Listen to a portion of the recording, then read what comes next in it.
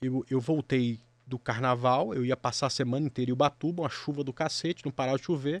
Eu falei, cara, a bolsa vai amanhecer caindo 6%, uma chuva danada, o que eu tô fazendo aqui? Eu vou voltar e dar assistência pros meus clientes.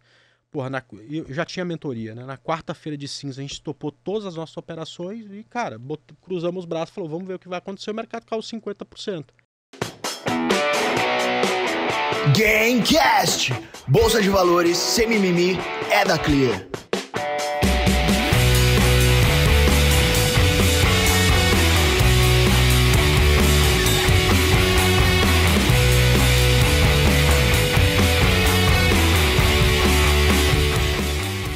Fala pessoal, seja muito bem-vindo a mais um Gamecast diretamente aqui do Marrakech, mais especificamente, não é mesmo, André Moraes? Pô, eu tô abismado, cara. Por quê? Falta de respeito. Porra, esses dias teve a gravação do Game delas, foi ontem, inclusive. A gente tá gravando um dia depois.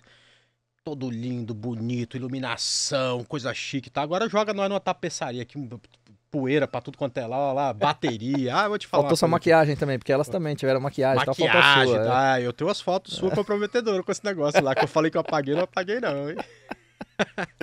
Mas enfim, fazer o quê, né, cara? É a vida, né? É a vida. Ô André Moraes, Fala. cara, eu acho que os caras fizeram esse cenário de propósito pra gente aqui Por hoje. que será, né? Direto aqui no Marrocos, do Oriente, sei lá, do Irã, né? Lugar que vem muito tapete bom também, da Pérsia, né? Pérsia Antiga. Não sei se você sabe, mas a minha avó, ela era da Pérsia Antiga, a família dela era da Pérsia Antiga, consequentemente do Irã, né? Enfim, não sei nem por que eu falei isso. Mas vamos tocar o barco aqui, André Moraes. Mas cadê o Você convidado? apresenta o convidado Cadê hoje? o convidado? Aparentemente o convidado tá ao lado do Roberto Indec. Hoje o apresentador é o Roberto Indec. Aparentemente é isso. Aparentemente. Aparentemente é o que parece. É o que parece. É o que Aqui parece. não tem ninguém, né? É. Não tinha convidado, falou, vambora, Isso. foda-se. Na verdade a gente já tava ensaiando faz muito tempo falar com o André Moraes, né? Ah, entendi. Aí a gente conseguiu trazer ele hoje aqui como convidado. Entendi. Então, produção, Mário Casaca, anuncia nosso convidado de hoje, vai. Roberto Indec, o nosso convidado hoje é nada mais, nada menos que André Moraes. O senhor conhece André Moraes? André Moraes, do alto do seu 1,67 m, mais ou menos. 1,79, pô. Aí você tem um pouquinho de topete, né? Uns 3 centímetros a mais ali de cabelo. Com o seu jaco do Mustang dirigindo um Ford. Tá perfeito, André Moraes. Ah, beleza. É isso Conta aí. pra gente quem é André Moraes, hein? Porra, é um Zé Ruela que veio lá de Goiás, né?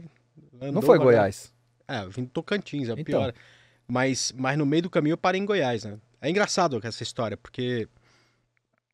Começando daí, né, cara? O meu avô é do interior de Goiás, né? E ele pegou os filhos dele. Meu avô era uma pessoa simples, com pouco dinheiro e tal, e mandou pra Goiânia pra estudar, né? E meu pai, com 13, 14 anos de idade, foi pra Goiânia e tal, e acabou dando certo. Meu pai se formou, virou médico, meu tio também, né? Todos os filhos do meu avô acabaram fazendo faculdade e tal. Era a primeira geração da família que fazia faculdade. Meu avô conseguiu formar os 5 filhos e tal.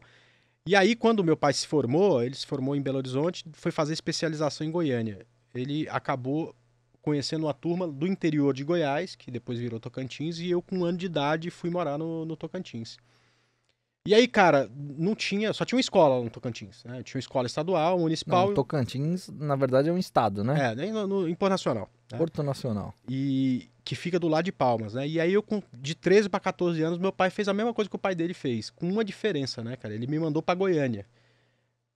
Itumbiara, que é a cidade dos meus avós, ficava a 180 km de Goiânia. Então, qualquer coisa que acontecia, 2 horas depois você tava lá, né? Porto Nacional ficava quase 1.000 de Goiânia, né, cara? Então eu fui com 14 anos de idade, cara, morar em Goiânia para fazer 2º grau lá. E aí eu fiquei de 91 até 95 lá. Início de 95 eu passei para engenharia em Taubaté, acabei vindo para fazer... Você foi parar em Taubaté, cara? Como é que você olha parou só, em Taubaté, cara? Eu terminei o terceiro ano, aí meu pai, não, tu tem que fazer medicina, senão você é burro. Eu tenho aqui um hospital, tenho laboratório, tá tudo pronto, tem meus clientes, então tu tem que fazer medicina, né? Aí eu terminei o terceiro ano, cara, do 2º grau, mas não tinha a mínima condição, cara, de passar em qualquer faculdade de medicina, porque era difícil, eu tinha que estudar pra cacete e eu não era tão chegado e tal. E aí, porra, eu prestei vestibular nos 3, 4 lugares diferentes, não fui nem pra 2ª fase em nada, né? Aí eu fiquei estudando mais 1 ano. Quer dizer, eu ia pra aula mais 1 ano, até estudava, mas não o suficiente pra passar em medicina. E aí eu comecei a pensar vestibular pra medicina, cara, e, porra, só pau, não passava. Aí eu falei, putz, grila, cara, não vou ficar mais um ano em cursinho, né, cara? Que é uma pressão do cacete, todo mundo perguntou, e aí, quando que vai passar, né? Aí já tava no final dos vestibulares, no final do ano, só tinha a faculdade de Taubaté que tava com inscrição aberta, né? Aí eu vi lá, cara, 1,5 candidato por vaga. Eu falei, não, nessa aí eu tenho que passar, não é possível, velho, tá ligado? Aquelas faculdades que até o motorista do ônibus que vai levar a galera passa Não, não, vem cá. Não, não, não prestei vestibular. Não, mas você passou e tal, né? E acabei, aí eu fui ver no mapa, eu falei, Taubaté, cara, 100 km de Ubatuba, 30 de Campos do Jordão. Eu falei, cara, tô feito, né? Aí eu vim, quer dizer, não foi bem assim e tal, mas acabei passando lá em Taubaté e fui fazer engenharia civil em Taubaté. O porquê de Taubaté é porque era a última que tinha na lista, né? Mas é um lugar que eu aprendi a gostar. Conheci lá várias Pra personalidades quem não interessantes. conhece, Taubaté, Vale do Paraíba, estado de São Paulo, né? Exato, conheci lá a grávida de Taubaté, o pessoal que faz parkour lá em Taubaté. Você conheceu o pessoal Pete do parkour? Bitoca, Pete Bitoca, tá ligado? Aliás, sério mesmo, ele é muito amigo de um primo nosso lá e tal. Heitor, gente boa pra caramba e tal. E vou pra lá direto até hoje. Mas aí eu cheguei em Taubaté em 95 e fiquei lá até 2007, quando eu vim morar aqui em São Paulo. Na verdade, em São Bernardo do Campo. Bastante tempo, então. Bastante tempo. Aí vou pra lá quase todo final de semana. Que bom. E aí, 2000, pô, mas peraí, vamos voltar um pouco no tempo e vamos falar que você conheceu o pessoal do trade ao vivo. Foi antes de 2007. O Igor acho que foi em 2006, né? Não tinha Na verdade, o que internet aconteceu... naquela época. Lá. Quase não tinha internet. Eu comecei no mercado em 2002 e fazendo as coisas tudo errado, como a maioria acaba fazendo, né? Só que eu dei muita sorte porque em 2002 o mercado começou a subir. A mesma coisa do cara que começou em 2016. Até a gênio. pandemia é tudo gênio, né? Porque o mercado só sobe, né? E aí em 2005, velho, deu um quiprocó qualquer lá na China, entendeu? Uma segunda-feira lá que amanheceu, caiu 8%, 9%.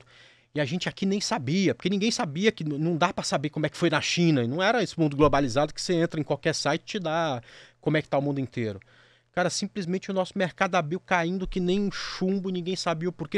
Cara, final das contas, velho, em 2005, tipo assim, foi um mês de queda, levou o lucro que eu tinha ganho de quase 4 anos de bolsa em alta, porque cada vez mais você tava mais alavancado, com mais dinheiro e tal. Aí eu falei, cara, eu não entendo nada desse negócio, cara. Eu tava ganhando só porque o mercado tava deixando. E aí foi que eu comecei a estudar. Muito, ler muito e tal. A partir daí eu me decidi que, pela análise técnica, que era uma coisa para mim mais intuitiva. Eu já estava formado em mais área fácil, civil, né? enfim. É uma leitura de gráfico de 2 eixos. Não é fácil, mas é simples, né? Muito mais, menos complexo do que você fazer o valuation de uma empresa que tem, sei lá, 500 variáveis e tal. E aí, só que você é muito limitado, cara, porque não tinha ninguém para conversar, ninguém operava bolsa, então não tinha Twitter, né? Não tinha YouTube, não tinha nada. Mas tinha um fórum da DVFN, que era um fórum antigo, e tal, acho que até hoje e tal, que era onde todo mundo batia papo. E lá eu conheci o Igor, lá em 2006, 2007, 2006 talvez. E aí eu aprendi muita coisa com ele, né? Porque ele já tinha... uma coisa é você perder parte do lucro que você teve, foi o que aconteceu comigo. Outra coisa é você perder o principal, uma parte relevante do seu capital e porque você ou conhecia um risco e resolveu encarar esse risco sem ter experiência suficiente, ou porque você tinha um risco que você desconhecia e você não sabia que tinha, foi lá e fez uma besteira qualquer e foi pego pelo contrapé. E o Igor já tinha caído nessas duas armadilhas, né? Então ele tinha uma experiência que eu não tinha, de entender aonde estava o risco que eu não conseguia enxergar, né? Então foi muito importante ter conhecido o Igor naquele momento. E a partir daí a gente sempre teve junto, né? Até hoje. Quando a gente não tá trabalhando junto, né? A gente passa o final de semana junto, sai junto e tudo mais e tal. Então... Cara, você sabe que esse fórum na DVFN era legal pra caramba, né? Eu também participava muito, mas eu não ficava olhando muito gráfico, não. Eu discutia mais com o pessoal de alguns grupos ali de small caps, de análise fundamentalista. E tinham caras muito bons Tinha. mesmo. E você conseguia se inspirar neles e aprender muita coisa com eles. Um deles, inclusive, hoje no Twitter, é um cara que não tem muito seguidor, mas sempre que fala com propriedade. Sobre small caps é o Anderson Lueders, nunca tive o prazer de conversar com ele, mas acompanho o trabalho dele faz mais de 15 anos, praticamente 15 anos. Escreveu um livro também, enfim. E acho que o fórum mais visitado o tópico mais visitado no fórum da WFN era o dele. Se brincar, tá até hoje lá, né? Não duvido. E uma vez criei alguma coisa lá que até hoje tem postagem da galera que fala sobre... Aquele dos micos, rei dos micos. Não, que rei dos micos, cara. Que tinha de tudo também, né, André? Puta, Não, aquele fórum era tinha uma muita várzea, coisa né, boa, cara? mas tinha muita coisa ruim, Muita né? coisa. Mas, Era uma várzea, né? mas cara, foi a primeiro rompante de democracia nos Foi o investimentos, primeiro. porque você Foi. podia falar o que você quiser, até merda. O que É. mais tinha era a gente falando merda, mas, porra, tá lá. Você pode falar, né? Você pode ter voz, mesmo que você esteja completamente errado. Isso é democracia, né, cara? Eu não posso não concordar com o que tu tá falando, mas tu tem que ter o direito de falar. Então foi o primeiro lugar onde todo mundo tinha voz, né? Era legal, era bem legal mesmo. E aí, André, contando um pouco da história do trade ao vivo. Você conheceu o Igor. Cara, depois que vocês fizeram, hein? Onde é que vocês falaram, porra, vamos abrir uma empresa aqui de trade? A partir de um certo momento, né, o Igor, a gente ficava online no Skype, velho, e era uma várzea também, né, porque, tipo assim, era, 10 pessoas tradando, e daqui a pouco tinha um cara no aeroporto, cara, e aí você tava lá comprado no papel, o papel não subia, e o cara com o microfone aberto, e aquela barulheira dos infernos e tal, e aí alguém falou, Igor, tu tem que começar a cobrar, cara, pra ficar uns 3 ou 4 aqui, e a gente bota a ordem na parada e tal, não sei o que, e o Igor fez isso, eu resolvi pagar pra estar ali com eles, porra, era um mundo muito solitário, né? E. Ainda é, né? Não, mas hoje menos, né? Porque hoje você tem. Mas ainda é que eu digo no sentido da pessoa ficar em casa sozinha e Sim, ter que se sim. conectar com outras pessoas. Né? Mas hoje, por exemplo, você pode ir para um ambiente onde tem outros traders, né? Hoje você trada durante o dia, mas à noite você se combina de encontrar no boteco só trader, né? Naquela época não tinha isso, né? E a gente tinha menos informação, era muito caro ter informação. Então tinha um cara que tinha Bloomberg, mas custava $2.000 por mês. Era só ele que tinha, então era importante estar ao vivo com ele, né? E a partir de um certo momento, a gente percebeu que, com o passar do tempo, o Igor tinha um conhecimento que pouca gente aqui no Brasil tinha, e que aquilo tinha valor, né? A partir de um certo momento, eu passei a ter conhecimento de que o conhecimento que eu já tinha um certo valor. Por exemplo, em 2008, quando o mercado caiu, ninguém sabia vender, ninguém sabia como é que ganhava dinheiro com venda, né? E a gente, conseguiu fazer excelentes operações naquela de 2008, conseguimos pegar a volta muito bem. E isso começou a chamar a atenção de algumas corretoras, né? Quem que são esses malucos aí que estão agitando o mercado de varejo? Porque a gente, só tinha gente fazendo isso, né?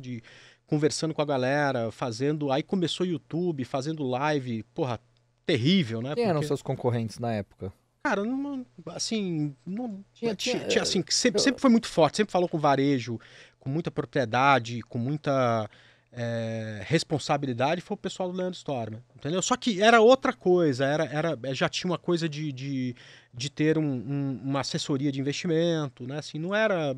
Você sabe que em 2009, cara, 2009, acho que foi 2009, eu fui trabalhar algumas semanas no escritório de agente autônomo de um amigo meu, da XP. Né? Ele era assessor naquela época. E, a gente foi trabalhar em 2 escritórios, cara. Ali na esquina da Rebouças com a Faria Lima. E tinha um que era só na Faria Lima, ali na frente do Shopping Iguatemi, mais ou menos. E nesse que era na Rebouças, cara, eu fiquei lá, sei lá, talvez umas 3, 4 semanas com ele. Um pouquinho mais, um pouquinho menos. Tinha um cara, o Marcelo Coutinho. Marcelo Haral Coutinho. E ele ficava cantando o mercado atrás de mim. Eu nunca mais vi ele, confesso que eu nunca mais vi ele. Mas ele cantava bastante mercado o tempo todo ali atrás de mim. Ele sentava ali e, era um cara que parecia que... Não sei o que aconteceu. Não, eu acho que ele ficou... Ele depois virou agente autônomo e ficou bastante tempo na XP. Foi uma pessoa muito importante para... Lá no começo da XP, o crescimento, dessa interação com o varejo também. E o Marcelo Coutinho era um parceirão da DVFN, né? Então, os primeiros programas... Ele apresentava por lá, né? Hoje em dia, todo mundo tem seu canal do YouTube, você faz por lá e tal, e é uma logística simples. Mas naquela época não tinha. Então, as pessoas se reuniam para ver alguém dentro da DVFN. E o primeiro cara que fez isso foi o Marcelo Coutinho, né? Então, é um cara que foi importante também. E aí você entrou no lado do Leandro Stormer, né, cara? Você tá falando aí de 2009, mais ou menos 2008, 2009, a gente tá em 2021, os caras continuam aí. Continua aí. E, assim, cara, a gente viu nascer e morrer centenas, né? Assim, os caras que são daquela época e continuam aí, somos nós, Leandro Stormer, Porra, e aí tem outros caras que estavam até antes da gente, né? De uma outra época, o Didi, o Márcio Noronha, né? São Também. Bom, enfim. Ô, Fausto de Arruda Botelho também. Também. Da Enfoque, né? Ô, André Moraes, aí me fala uma coisa, cara. Aí 2008, 2009, mais ou menos, vocês começaram a cobrar. E o negócio cresceu rápido, foi devagar, vocês Não, penaram. cara, Como é que foi isso aí? Isso, assim, a gente percebeu que tinha um modelo de negócio. Então, imagina, Indec, a única coisa que eu fazia era tradar e me atender comunicar cliente. com outras pessoas, entendeu? Em algum momento a gente falou, cara, a gente tem um business na mão. Só que, cara, eu sempre fui a favor de que Você tinha uma concessionária na época, não era? Não era um concessionário, era loja de carro, né? Mas também por pouco tempo, não foi muito tempo não que o negócio de venda de carro começou a mudar drasticamente e tal, eu acabei pulando fora do negócio, né? Mas mas também não dependia de eu estar lá vendendo o carro e tal, então eu ficava tradando só. Né?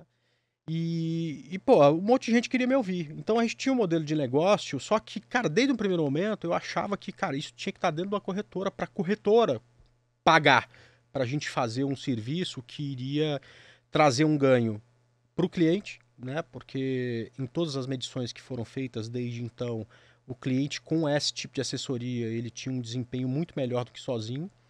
E bom para a corretora, porque o cara fazia corretagem, né? Então você não passava trade para o cara fazer corretagem, você passava trade para ele ganhar dinheiro. O efeito colateral é que a corretora com o cara tradando ganhava também. Então, esse negócio de cobrar durou pouco tempo, porque logo em seguida veio a Rico com a gente indo lá para dentro. A Rico, para quem não entende um pouco da história, né, a maior corretora do Brasil era a Link. E a Link tinha um braço de varejo que era a Link Trade. Né?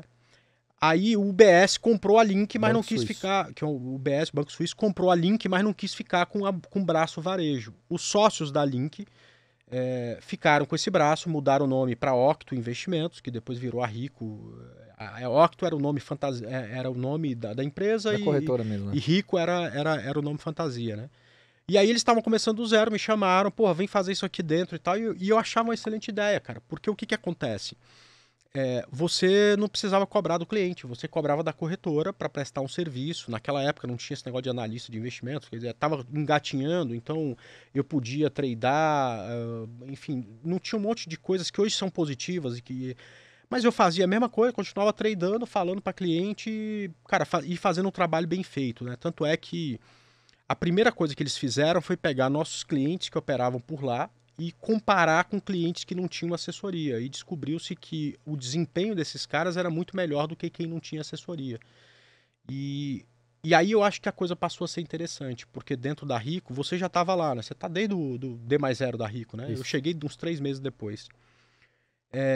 Era uma corretora de varejo com foco no investidor, pessoa física, cara, e que mexeu muito com o mercado, né? E a gente pôde fazer isso junto com todo mundo, porque era uma corretora pequena, tinha 70 funcionários, né, cara? E todo mundo tomava decisão junto, né? Então, por exemplo, não tinha ferramenta do home broker, né? Não tinha essa boleta bonita que você vê hoje nos gráficos por aí, não tinha isso. Você só tinha o home broker. E o home gráfico broker era da Pligraph, naquela época já ou não? Era. Mas já tinha o Trade Zone, que era ruim de sinal, verdade. mas era um gráfico que eu que ajudei a desenvolver junto com o Igor e tal, então ficou muito bom. Só que não tinha ferramenta, então você ia comprar um ativo a 30 e 40, você tinha que digitar 30 e 40, aí depois você colocava o stop. Cara, você demorava 10 minutos para fazer uma ordem day trade, por exemplo. E aí a gente começou a desenvolver aquelas ferramentas para dar agilidade, começou a desenvolver interação com o usuário, app, um monte de coisa que eu participei e ajudei a fazer. E de certa forma, se ajudou a mudar um pouco a cara do varejo. Porque hoje, porra, era coisa cara, né? Gráfico era caro, informação era cara. Hoje você tem tudo isso gratuitamente, né? Então foi uma época muito legal. Talvez a melhor da minha carreira foram os anos de 2011, que a RIC começou, até 2015, quando eu fui para XP, pro Grupo XP. Mas a gente vai chegar lá ainda. Vamos chegar lá, vamos por partes aqui. Pô, a gente tá falando de 2011 até 2015, que a gente ficou junto ali na Rico, a gente já sentava um do lado do outro, né? Infelizmente, pra quem não sabe. André sempre foi pão duro, eu pedi tomar café da manhã com ele tinha 150 quilos naquela época, só ele queria comer tudo da padaria, não pagava nada pra mim. Coitado. Tô desde aquela época pagando coisa pra esse babaca aí, Ave Maria. Ô, André, Cara, mas assim, aí depois veio o Aliakin, o Charles, o Léo Dutra, que, pô, os três estão aí hoje também no mercado também de análise técnica.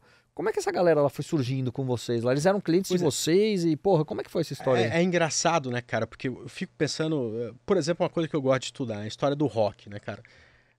Puta, os caras que fizeram puta sucesso na década de 80, tipo Titãs, Traje a Rigor, Ira. Cara, a galera. Matambre. Não, Matanza é depois, cara. Mas eu tô falando dessa galera. A galera Pariu, veio. Matambre. Não é Matambre, cara. É Matanza. É A uma banda outra preferida, pra coisa. quem não Não tem sabe, nada a ver, a não é banda nem anos preferida do André 80. Moraes, além de Engenheiros do Não, Havaí. a banda nem tem mais. Mas eu gosto pra caramba de Matanza. Mas essa galera, os caras vieram tudo junto, era tudo amigo. Você pega o pessoal de Brasília, porra, O Legião filme do Renato Urbana, Russo. Parada no Sucesso. Os Você caras eram assistiu o tudo filme do amigo. Renato Russo? Assisti. Cara, e ele era lá de Brasília. E, pô, o Sim, Dinho sim, do sim. Capital Inicial também era tudo amigo, tudo da mesma turma ali. Tudo.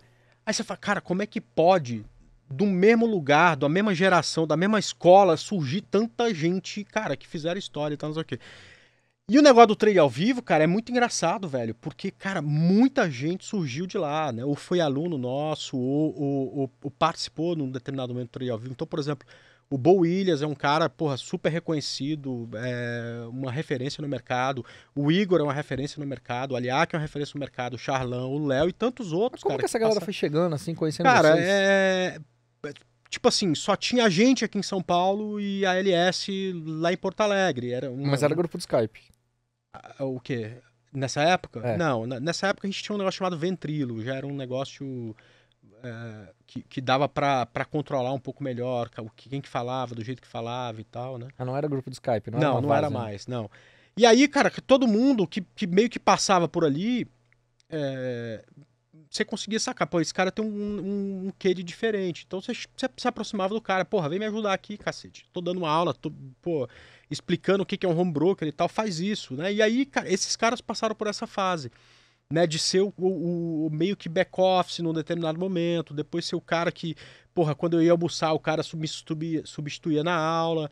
E aí o cara era bom, cara, você botava ele na frente do negócio. E aí a gente não podia fazer isso enquanto trade ao vivo, porque era um negócio tamanho de um ovo. Mas quando a gente foi pra dentro da corretora, porra, o nego bom, a gente botava pra dentro, pra trabalhar e criamos uma equipe que, cara, quase todo mundo hoje virou analista, o trader só faz isso e tal, né? Então, e uma galera que virou referência no mercado. E é engraçado que todo mundo começou assistindo uma aula minha. E aí, cara, daí saiu gente que só opera scalper, gente que só opera longo prazo, gente que só investe no longo prazo, gente que só mexe com opções, sabe? Tudo quanto é tipo de trader, né? Cara, isso que você tá falando é engraçado, né? Eu não sei como, mas a maioria das pessoas que a gente entrevista pro Gamecast fala a mesma coisa. Que começou assistindo você, né? Pois é. Não sei por quê. Ué, não, porque a gente tá Não velho, deve ter tá achado aí. mais ninguém, não deve ter achado mais ninguém. Ô, André Moraes, aí, cara, uma fase de 2011 a 2015, o desenvolvimento desse mercado, cara, 11, 12 e 13 foram 14, um pouco menos, mas 11 e 12 foram anos horríveis, né, de bolsa. Aliás, pra quem... 2015 também. De 2010 até o final de 2015, o mercado foi horrível, né? Um mercado meio lateral, assim. Eu vou te falar que 2013, 2014, 2015 foram Horrível. anos terríveis. E o mercado não tinha tendência, né? Não tinha. Era uma queda, era uma tendência de baixa, mas a conta gota, né? Então, assim, tudo que o trader não quer é um movimento a conta gota, né? Se tiver que cair, vamos cair, mas, cara, 50 mil pontos no mês. A gente sabe se virar com isso. Vamos subir? Boa, vamos subir pra caramba. O que a gente tinha nesses anos, eu acho que principalmente 2013, 2014, 2015, era uma queda, mas que era conta-gota. Então caía, sei lá, 5 no mês, aí voltava 3 no outro, aí depois caía 4 no outro. Ou seja, swing trade era horrível. Era terrível. Tanto é que nessa época eu fazia muito trade que o Henrico da Levante hoje faz, né? Que era começar as operações e encerrar tudo na sexta, cara. Porque, velho, não dava pra ficar pra semana que vem, porque mudava a tendência toda semana, praticamente, entendeu? Então, o desempenho nosso foi muito bom naquela época, porque a gente... É aquela história, compra aí, ou vende aí. Porra, chegou sexta-feira, deu, não deu, passa o facão e semana que vem a gente começa tudo de novo. Vamos dormir com zerado, porque tinha uns gap de segunda-feira, por conta das maluquices que tinha na época. de mudança em economia, né? Assim, tudo quanto é bizarrice foi daquelas. As maiores bizarrices em economia e tal aconteceu naquela época, em 2013, 2015. Intervenção empresa de energia elétrica, na Petrobras e outras coisas, segurava dólar, né? Então, a gente acabou tendo um bom desempenho mudando o jeito de fazer operações, né? Eu me lembro que, assim, ganhar 4, 5% no ativo no swing trade, cara, era uma maravilha, não era toda hora que tinha. Aí daqui a pouco dava uma pernada um pouco maior e falava, putz, agora vai retornar a tendência, e voltava tudo. Isso é uma coisa que eu queria te perguntar também, cara. Por que você chegou no swing trade, né? O Igor, ele sempre foi day trader e você sempre swing trade. Como é que vocês chegaram nessa... Cara, o day trade te exige muito, né, cara? E eu sempre gostei muito de falar com iniciante. Só que o day trade pro iniciante, cara, não é uma boa ideia, sabe?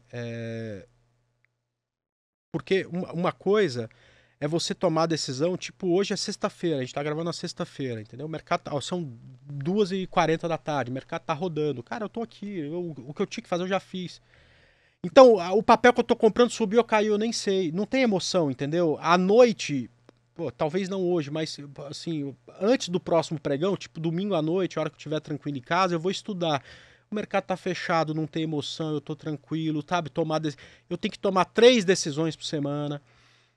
Então, isso é um tipo de coisa, cara, que o investidor iniciante consegue fazer com muito mais facilidade do que daquela alopração de 10 horas da manhã, tá tudo piscando, sabe, verde, amarelo, e aí sobe 50 pontos, aí cai 50 pontos. E o cara tem que tomar decisões nesse ambiente extremamente hostil, nem sempre um ambiente de tendência, nem sempre tem essa coisa, não, eu sou operador de dólar, aí o cara só opera dólar. Cara, vai ter semanas que o dólar vai estar lateral, não vai estar indo para lugar nenhum, mas como o cara é operador de dólar, ele se sente na obrigação de fazer trade com dólar e acaba operando.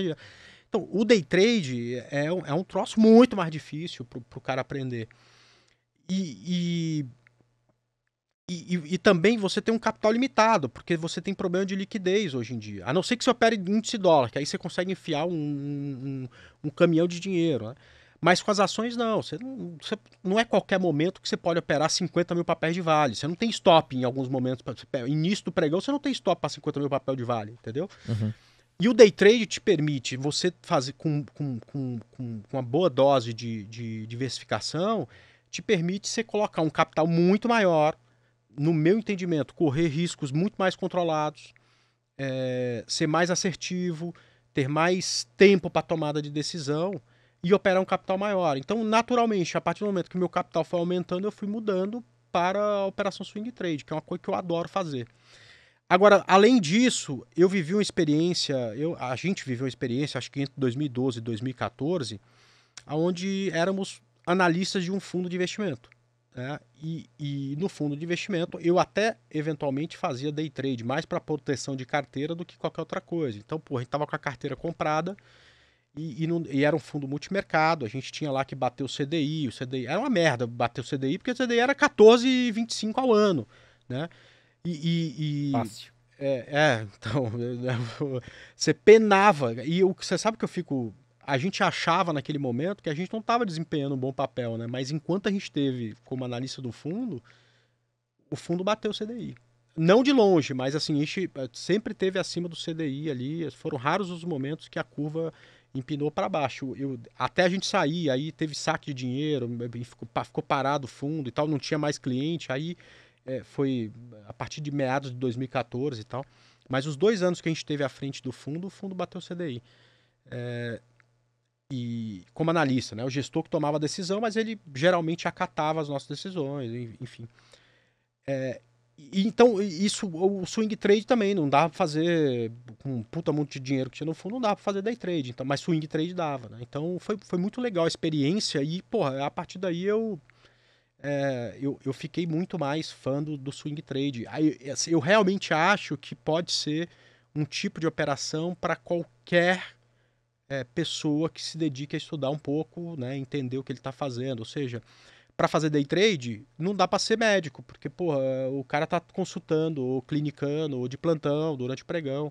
Não dá para ser o engenheiro, não pode ser day trader e tal. O cara que porra, tem uma facilidade de maleabilidade com o horário, ele pode até falar, porra, vou começar a trabalhar com o meu trabalho depois das 11, das 9 às 11 eu vou ficar operando, ok. Mas não é pra todo mundo. Swing trade não, cara. Se tu estuda à noite em casa, quarta-feira à noite, por exemplo, se precisa estudar 1, 2 vezes por semana, bota suas ordens no home broker e vai trabalhar, bota seus stops no final do dia, pronto, tá tudo certo, né? Então, eu vejo aí que é um troço mais fácil de ensinar e hoje uma coisa mais fácil de operar, né? Legal. Aí, André, conta uma coisa, cara, que ninguém sabe, né, até hoje. Eu vou dando umas espeitadas aí que eu te conheço. Cara, tamo na Rico lá 2015, feliz da vida, você sócio da corretora. Aí chegou o Guilherme Benchimol. Conta pra galera como é que foi essa história aí. Cara, a XP era uma coisa, assim, cara, de outro planeta pra gente, assim, né? Porque a gente tava aqui em São Paulo, os caras estavam no Rio, mas mexendo com o mercado inteiro. E tinha um tal do Guilherme Benchimol, que aí, tipo assim, né, o pessoal falava, cara, não conversa com ele, porque senão tu vai pra lá. Porque o cara... E aí, eu tinha já uma relação antiga com o pessoal da Clear, com o Mazon e com o Lee. E eles me chamaram algumas vezes, pô, vem pra cá, vem pra cá, vem pra cá. E, pô, eu tava lá na Rico, porra, não dá e tal. E aí a XP foi lá e comprou a Clear, né? E, porra, super legal, né? Um monte de amigo meu se deu bem com essa aquisição, impulsionou a carreira dos caras, né? O Bo era muito meu amigo, tinha acabado de ir pra lá, o Góis, né? O Lee, o Mazon, foi super legal. E aí eles foram para a diretoria da XP, o Lee e o Mazon. E aí começaram a me chamar e tal, até o dia que eu conheci o Benchimol. E, cara, a partir de certo momento na vida, né, as prioridades mudam, né? Aquela coisa quando a gente tá começando, que a gente precisa ganhar dinheiro, que a gente precisa sobreviver, que a gente precisa isso, que a gente precisa aquilo. Eu já tinha a impressão de que, cara, pode ser que dinheiro não seja mais um grande problema, né? Tá? Então eu quero correr atrás dos meus objetivos. Eu sempre gostei de ensinar cara, a XP falava, desde aquela época, cara, eu existo para ensinar o brasileiro a investir melhor, entendeu? Cara, era o mesmo propósito que a gente tinha na Rico. Era o mesmo propósito que eu tinha. Só que, cara, eu tinha a possibilidade de ir para um lugar onde o que eu falava e teria muito mais alcance, né? Então, o que me fascinou foi isso, de sentir que ali teria o mesmo propósito, só que com a possibilidade de, a partir do momento que eu fosse para lá, o que eu dissesse iria ecoar para muito mais gente. Que acabou sendo o que aconteceu, não na XP, né? Porque a gente percebeu que o meu público era muito mais varejo do que a XP era naquele momento, e eu acabei indo para Clear, para Rico, mas com a Infomone, né, me entrevistando, colocando lá, pô, em 2016, quando o mercado começou a subir, não sei se você sabe essa história, né? Manda. A gente estava numa reunião e tal, com o pessoal da Infomone, um monte de repórter, e repórter sempre tá atrás da grande pauta, né? Aí eu levanto e falo, pô, eu acho que essa é a oportunidade da década. Como assim oportunidade? Aí todo mundo, porra, a oportunidade da década. Não, aí eu fui lá, mostrei no gráfico, ó, tem uma linha de tendência aqui, o mercado se romper essa linha de tendência... E saiu uma matéria da Infomoney, capa da Infomoney. Porra, mas no dia seguinte, tava lá, o analista da Clear Corretora fala que é a melhor oportunidade do século. Aí eu falei, porra, século não, velho. O século tá só começando, cara. Quando acabar o século, eu já morri, todo mundo... né, o século acaba em 2016 acabaria daqui 94 anos, né? Vamos arrumar isso aí e tal. Aí a gente fez uma matéria, e aí... 84. 84? Ele tá aprendendo a fazer quanto? conta. Eu falei o quê? 94. E quanto que é? Pronto. Você lembra do Chaves? Chaves, né? O Godines. Aí eu falei, pô, a gente fez um vídeo, eu falei, gente, olha, eu não sei se não tem poder de prever o futuro, mas durante os primeiros 6 anos da década, a gente trabalhou abaixo dessa linha, cruzou essa linha, a gente muda a tendência. E aí é a oportunidade, se não for agora, não vai mais nunca. Ou não vai mais nessa década, acho eu. E foi legal, porque aí ela falou, não, mas tem que fechar a semana acima desse ponto, né? Era 56 mil pontos na bolsa. Você sabe que tem esse negócio até hoje na internet, né? O cara que tá ouvindo aí, se quiser colocar a oportunidade da década, André Moraes, ele vai achar lá a entrevista dessa época. E aí fechou, aí, porra, na sexta-feira, Infomone, no final da tarde, bota de novo, né? Agora sim, né? Agora vai subir, né? E eu lembro que tinha muita crítica, né? Ah, esse cara aí achando que sabe prever futuro. Mas eu não tava falando que ia, eu tava falando que era uma oportunidade. Assim, se tinha uma boa hora para apostar, era aquela, né? Então, esse tipo de coisa, né, cara, acabou que fez Impulsionou. amplificar a nossa voz, né? É. E a gente poder falar com cada vez mais gente e tal. E isso é uma coisa que tem seu lado bom e seu lado ruim, né? Porque quanto mais gente, maior a responsabilidade, maior a necessidade de você ter sempre o discurso certo, mesmo para os momentos mais difíceis, como, por exemplo, na crise do coronavírus, né? De tipo assim, eu voltei do carnaval, eu ia passar a semana inteira em Ubatuba, uma chuva do cacete, não parava de chover. Eu falei, cara, a bolsa vai amanhecer caindo 6%, uma chuva danada, o que eu tô fazendo aqui? Eu vou voltar e dar assistência aos meus clientes. Porra, eu já tinha mentoria, né? Na quarta-feira de cinza a gente topou todas as nossas operações e, cara, cruzamos os braços e falou, vamos ver o que vai acontecer. O mercado caiu 50%. Mas, cara, um monte de gente, inclusive eu, que tinha coisa de longo prazo, sofri pra caramba, né? Então, você tá ali pra dar a mão, sofrer junto, que eu tava perdendo, pô. Tinha dia que eu perdia 100, 150 mil porque no longo prazo, né, cara? Porque as coisas tudo caía 15% no dia. E você poder aparecer, não é porque você é melhor que ninguém, mas é porque você tem mais experiência, já viveu isso outras vezes e tal. Então, é uma coisa que é muito legal, né? Mas a gente tem que ter muita responsabilidade para ter o discurso correto, né? É nesse ponto que eu ia chegar, né? Eu acho que essa pauta de responsabilidade é importante pra caramba, né? Hoje a gente vê um monte de gente aí fala besteira pra caramba e faz sucesso e tal, mas independentemente disso, é isso que eu queria chegar nesse ponto.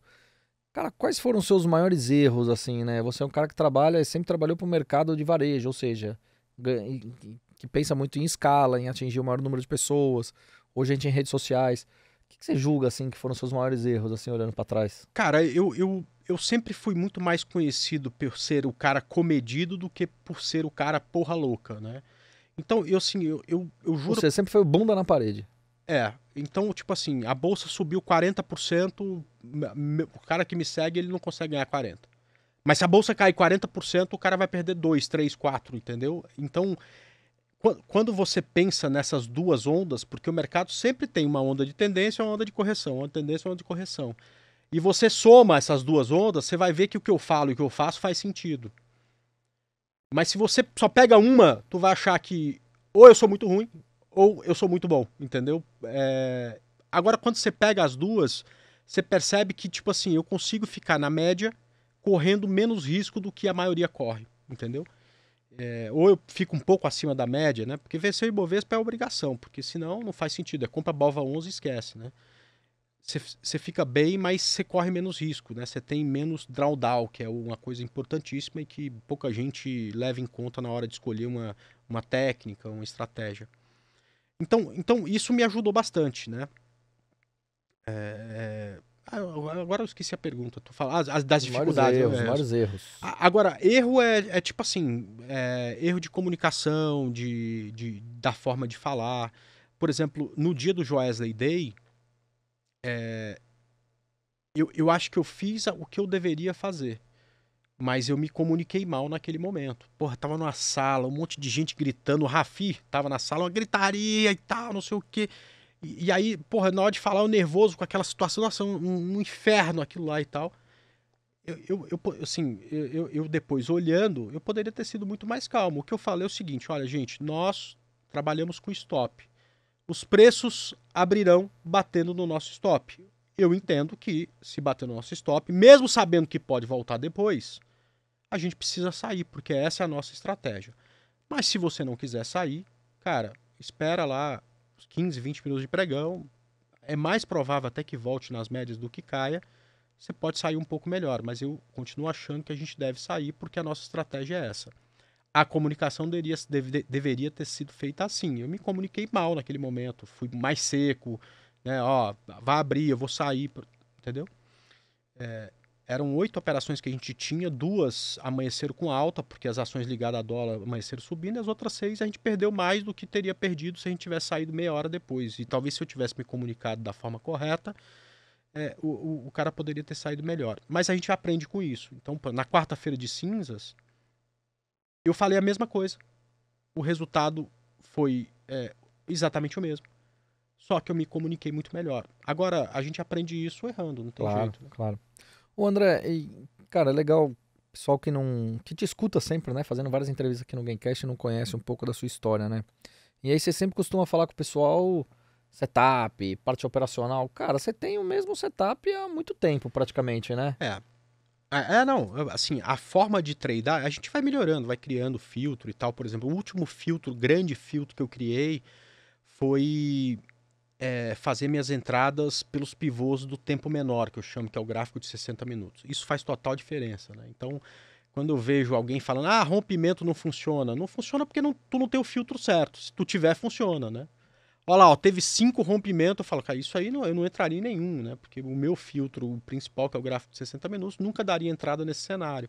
Então, o setup é o mesmo. O que você fez é criar regras que te impedem de cometer erros que a maioria comete. Assim, e não é coisa complexa, é simples. Por exemplo, eu percebia que o mercado era muito errático das 10 às 11. Por um motivo simples, né? O amador opera nesse horário, né? O cara, assim, o cara dorme, velho. Ele lê lá alguém falando que amanhã vai bombar por conta disso e aquilo, e o banco X comprou não sei o quê. O cara nem consegue dormir direito, né? E aí, na hora que amanhece o dia, ele fala, putz, vai bombar e eu tô fora, eu tenho que comprar. E aí o cara compra às 10 da manhã, cara, cria uma distorção no mercado. E aí, cara, eu percebi que, da maioria das vezes que eu entrava nessa explosão das 10 horas da manhã, o preço voltava tudo e eu ficava falando sozinho. Então, eu criei uma regra de que, cara, swing trade só começa depois das 11. André, 11 horas eu tô trabalhando. Pode ser meio-dia? A hora que eu vou almoçar, eu olho lá, se tiver no ponto que eu quero, eu entro na operação. Pode, só não pode ser às 10, entendeu? Senão tu vai ser comida de tubarão, né? Aí vai comprar longe das médias, vai pagar topo, vai zerar no fundo. Não faz isso. Antes das 11 não opera. Então, a estratégia é a mesma. O que você fez é, ao longo do tempo, ir criando regras, cara, que te impedem de cair em armadilhas que você, com o passar do tempo, descobre que o mercado tem, né? E como é que você chegou nessas médias que você usa hoje? Por que você usa? Primeiro, quais são essas médias, né? Tem gente que não sabe. Mas assim, como é que você chegou nessas médias? Foi Cara, fazendo backtest? Como é que foi isso aí? Não, assim, esses números que tem ligação com φ ao cubo, né? A gente usa a partir da teoria que quem explicou pra gente foi o Bo Williams, né? Então, a média no indicador que eu uso para reversão de tendência, que é o difusor de fluxo, né? Eu uso esses números ligados a φ ao cubo, porque é o número que separa... cara, é o número que separa ondas de Elliott de um ciclo do outro, sabe? Então, esses números acabam sendo importantes para mim. Então, eu uso as médias de 17 e de 72 períodos para me darem uma ideia de aonde está o preço em relação à média, né? Então, porra, eu passei para te pegar lá na XP a 12:30, porque a gente ia almoçar. Em média, a gente leva uma hora para almoçar. E, em média, a gente leva do lugar do almoço até aqui a escola do rock, onde a gente grava, 15 minutos. A gente ia chegar, então, antes das 2 e tal. A gente usa a média para tudo na vida. E eu aprendi que o gostoso do mercado é comprar perto das médias, né? Porque você não está comprando distorção. Quando o mercado vai muito para cima, muito para baixo, cria uma distorção que não faz sentido. Então, ter uma referência, ou duas, como eu gosto de ter, me faz sempre pensar em operações quando eu tenho o preço perto da média. Agora, eu acho mais importante de qual média é ter uma média no gráfico. Tem gente que gosta de usar de 200. Não tem problema, entendeu? Você vai ter menos operações que eu, mas são operações que provavelmente tem um índice de acerto melhor, né? Você vai perder algumas boas oportunidades também, mas você tem uma média, você tem uma referência, né? Tem gente que gosta de usar de 21. Não tem problema, 17 para 21 é a mesma coisa, na verdade. O importante é que você saiba sempre como é que está o preço em relação a uma média, porque, porra, isso funciona para tudo na vida, para a hora de sair de casa, para a hora de trabalhar, para isso, para aquilo, não tem por que não funcionar no mercado de ações também. Legal, deixa eu acordar o Mário Casaca, que ele tá bufando aqui no microfone, O que ele tá tá falando? respirando alto. Produção, quanto tempo a gente tem ainda de programa aqui pra enrolar um pouco, hein? Temos aí mais 10 minutos. Mais 10 minutos? Mais 10 minutos pra falar de André Moraes. Será que tem tudo isso de conteúdo ainda pra falar? Não sei, tenho minhas dúvidas. Eu também. Acho que Vamos sim. tentar. Acho que assim, a gente tentou, trouxe aí um convidado que aparentemente é experiente e tal, pra ter bastante história, né? Aparentemente. Aparentemente. Então, Apare- talvez a gente ainda consiga alguma Eu vou, coisa nesses 10 minutos. eu vou poder pedir música no final? Não sei. Hoje quem tá tocando Sou eu. Hoje quem manda sou eu. podcast Porra, é o eu Roberto Indec, queria né? tocar a música, se fosse possível. Puta, que aqui, coisa né? horrível. Arrumar um Pelo amor de violão. Deus. Será? Nossa, Deus me livre. Se soubesse, chamava o Kim, porque nós temos uma Nossa banda. Senhora, Ele coisa tá horrorosa. fazendo uma banda, eu e o Kim. É, a gente vai... inimigos do ritmo. Ai, ai. Ô, André Moraes, aproveitar em Inimigos do Ritmo, cara, o que é André Moraes daqui pra frente, hein? Cara, não sei se você tá sabendo. Cara, eu gosto muito desse lado educacional, né? E então eu acho que é onde eu tenho que ficar. Eu só queria. Ouvi dizer que você vai abrir uma empresa de educação. É verdade, é verdade. Ouvi dizer. Ouvi dizer. E vou ter um sócio que vocês não fazem ideia, cara. A galera que eu sempre quis estar ao lado. Bom. E vai ser bem legal. Eu que não sou, viu? Só pra Oi? vocês saberem, eu não sou. Vocês podem ter certeza. Mas, É. mas conta aí um pouco de ideia daqui pra frente, né? Como Cara, é que você enxerga o mercado? O mercado que eu digo, não o mercado de ações em si, mas esse mercado de renda variável para o varejo, continuidade, enfim, Não, legal. crescimento.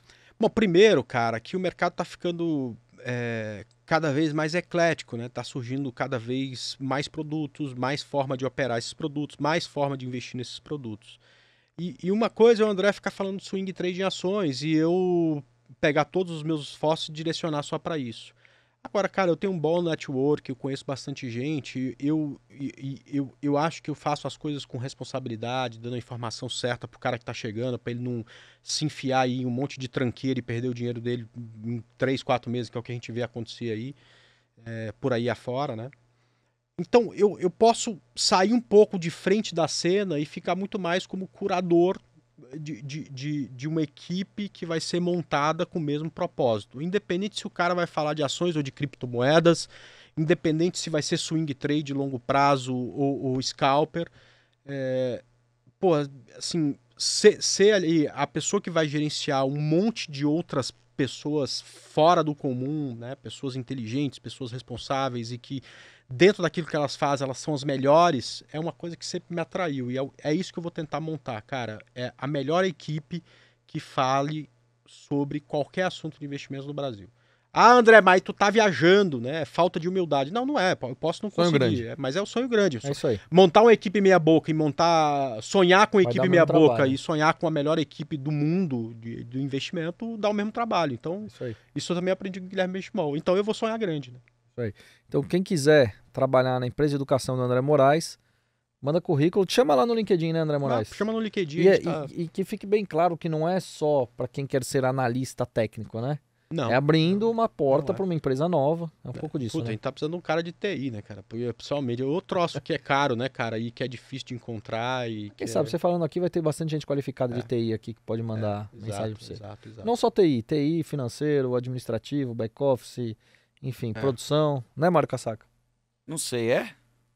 Você pode indicar uns amigos seus aí. Tá bom. Porra, porque já me tesouraram lá. Eu queria o Mário Casaca, já deram uma... Não é fácil não, Casaca. É. Viu? Mas eu briguei por É que você ele lá. tá ganhando que- muito bem. Muito obrigado. Não viu, tá André precisando, Moraes? ele tá ganhando muito bem, André Moraes. Tá certo. Bom, Mário Casaca, estamos chegando ao final do nosso programa, né? Eu acho que era importante. Eu achei curto, podia ter mais coisa, tinha mais coisa pra falar. Mais coisa, fala aí então. Oi? Fala aí. A gente pode fazer uma parte 2 desse? eu Pode, acho. pode. É, E aí eu acho. também vou querer perguntar as coisas pro Index, saber o que ele fez com as OGX que ele não estopou lá na... É. O GX virou zero, acabou, meu. Virou pó aquela porcaria lá. Não tem nem o que perguntar. Vai sair, parece que vai sair até filme agora. do Vai que sair da- filme do Ike Batista. É mesmo? É mesmo. Bom, Pablo Spire vai fazer um papel de tourinho. É mesmo? É, Putz grila, cara. muito em breve nas telinhas do cinema. Vai ter... não. Aliás, agora no mês de outubro ele vai gravar algumas cenas lá no escritório da XP e tal. Bem legal. Pô, legal. A Muito bom. Carol Castro, aquela atriz, vai fazer o papel no lugar da Luma de Oliveira, enfim. E o Pablo me contou já várias coisas. Ele já leu 3 vezes. 3 vezes o filme Roteiro. todo, o roteiro do filme inteiro. É mesmo? Acho que ele não tem mais nada a fazer. Putz grila. Mas muito bom mesmo. Legal. Então, como é que a gente faz hoje, hein, meu? Porque eu o acho cara que vai terminar com uma Matambre é foda, né, cara? Infelizmente a gente vai ter que tocar. Mas primeiro tem que pedir pra ele falar as redes sociais dele. André Moraes, quais são suas redes sociais, cara? Porra, aí tu me pegou, hein? Tô brincando. Cara, eu até tenho Twitter, mas eu não escrevo nada lá. Eu só gosto de ler. Eu tenho uns caras inteligentes pra caramba, Tá fuxicando a vida dos outros. Cara, adoro, assim, os caras brigam pra caramba e tal, então briga eu não entro muito, mas adoro ver lá, tem uma galera muito boa no Twitter, né? Mas eu não participo, eu só tô lá. Aliás, eu vou te dar uma dica, você podia mudar a foto do seu Twitter. É mesmo? Que era na época que você tinha uns 150 quilos, hoje você já tem 70, então pode ser. É, melhor. Mas a galera vai me achar lá.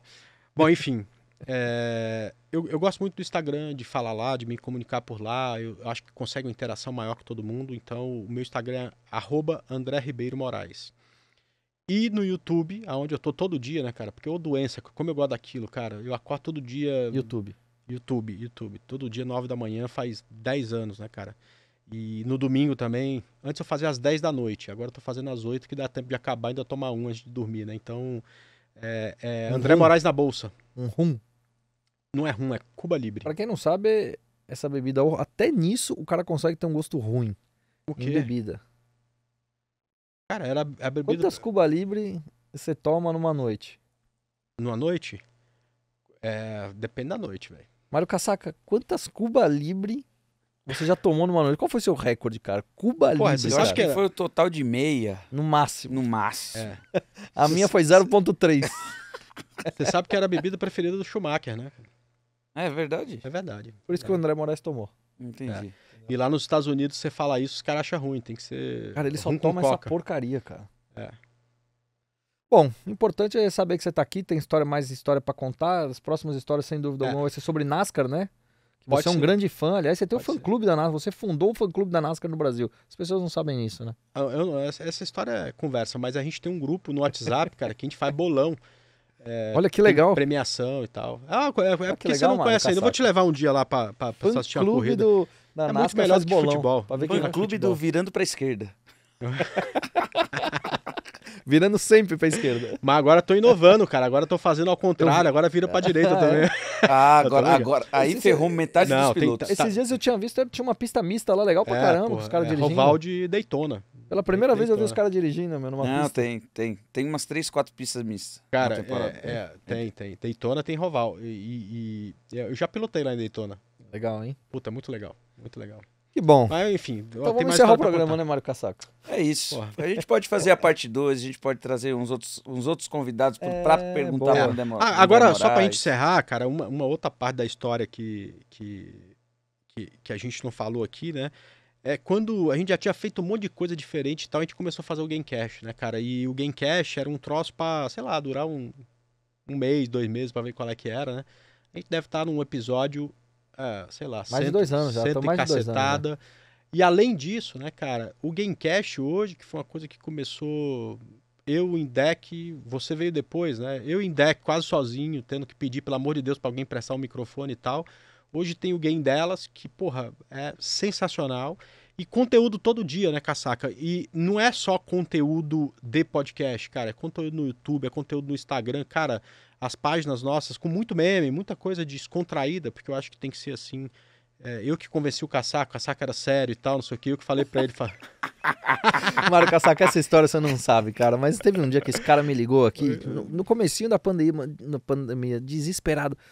Caralho, Indec, você precisa dar um jeito no cara, meu, tá postando um monte de coisa lá que eu nem sei o que é. Eu falei, André Moraes, calma, André Moraes, fica tranquilo. Não, o Indec me convenceu que não precisava do meu de acordo pra sair lá. Eu precisava do de acordo dele, cara. Mas cara... Você acredita? Um monte de conteúdo, né, cara, que de certa forma, velho, ajuda a informar. E sempre com muita responsabilidade, sempre pontuando bem as coisas. Coloca ele no grupo lá pra provar as coisas lá do WhatsApp. Vou colocar, com certeza.